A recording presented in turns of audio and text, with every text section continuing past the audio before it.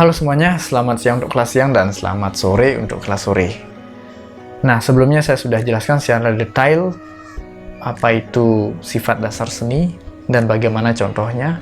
Sekarang saya akan jelaskan juga secara detail fungsi seni. Nah, fungsi seni di sini ada dua ya, fungsi bagi sosial dan fungsi bagi individu. Oke, silahkan dibuka materinya karena sudah saya share apa saja yang menjadi contoh dalam fungsi seni di ranah sosial dan ranah individu. Nah, fungsi seni bagi sosial, apa saja itu contohnya? Yang pertama, sebagai sarana dalam acara-acara keagamaan.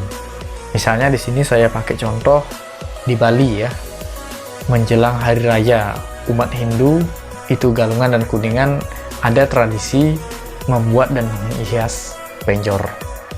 Nah, jadi penjor ini juga dilombakan ya. Siapa yang paling kreatif dalam membuat penjor, yang paling unik dalam menghias penjor, dialah yang menjadi pemenang. Ya, tidak jarang penjor itu budgetnya bisa jutaan ya. Karena menggunakan bambu yang tinggi, yang ukuran besar itu. Dan hiasannya juga bermacam-macam ya. Ada juga yang sederhana. Yang penting ada penjor itu. Karena penjor itu punya makna ya, bukan hanya sekedar hiasan saja itu. Nah, kemudian fungsi sosial selanjutnya. Seni sebagai sarana dalam pendidikan. Saya pakai contoh di sini musik ya. Bermain musik itu tidak serta-merta orang mau jadi musisi. Ya, tetapi bermain musik ini juga memberikan nilai plus buat orang yang memainkan instrumen musik, misalnya piano, gitar, atau drum itu ya. Jadi bermain musik itu menyeimbangkan otak kiri dan kanan. Bagaimana mengatur sistem saraf sehingga tangan, kaki kita bisa bergerak sesuai dengan perintah dari otak kita. Tidak semua orang bisa mensinkronkan itu. Ada yang kaku, ada yang luwes itu.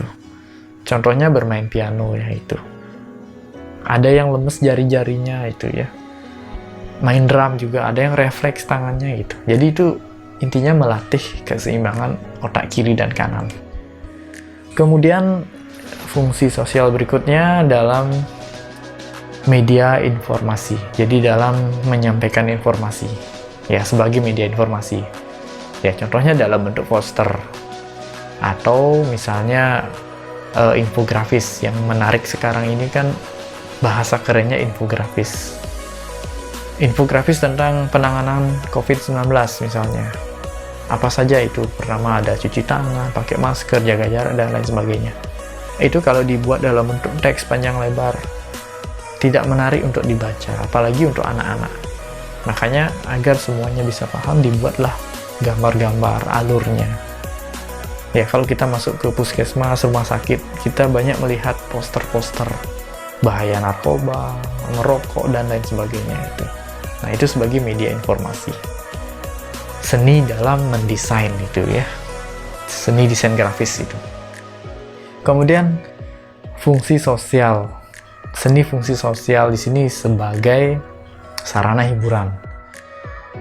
Ini yang sering kita tonton ya di TV, ada OVJ misalnya, atau acara lainnya yang menampilkan komedi, lawak, dan lain sebagainya, termasuk juga stand up komedi. Nah, itu serta-merta mereka yang di panggung itu menunjukkan kreativitas untuk menghibur penonton ya. Mereka yang beradu bagaimana keterampilan berbicara agar lucu. Nah, itu untuk sarana hiburan. Nah, kurang lebih itu fungsi seni di ranah sosial ya, fungsi bagi sosialnya seperti itu. Nah, fungsi seni yang satu ini fungsi bagi individu. Jadi selain untuk sosial, ada untuk individu juga. Ini ranahnya pribadi. Nah, di sini sebagai sarana dalam pemenuhan kebutuhan pribadi ya, kebutuhan fisik atau emosional seseorang. Misalnya di sini saya ambil contoh ketika seseorang ngefans sama tokoh di film misalnya. bagaimana penampilannya, bagaimana gayanya, semuanya diikuti. Ya istilah kerennya kan sekarang namanya cosplay ya, cosplayer itu. Kalau di film kartun misalnya film Naruto, bagaimana penampilan Naruto? Diikuti mentah-mentah ya, dari warna kostumnya, gaya berpakaian, termasuk bawa senjatanya mungkin itu ya. Nah, kemudian ada yang berpakaian minim, seksi, terbuka, diikuti juga itu. Sampai warnanya, bentuknya juga itu ya. Nah, itulah seni ya. Kalau tidak bisa berpikir ke arah seni ya jadinya negatif ya. Wah, ini pikirannya sudah kacau ya. Melihat pakaian terbuka, langsung ngeres istilahnya ya. Nah, bagi orang yang bisa memahami bahwa itulah seni dalam berpakaian ya, nah itu beda itu. Nah, kurang lebih seperti itu ya. Seni bagi individu ya, fungsi seni bagi individu. Salah satunya adalah cosplayer itu ya.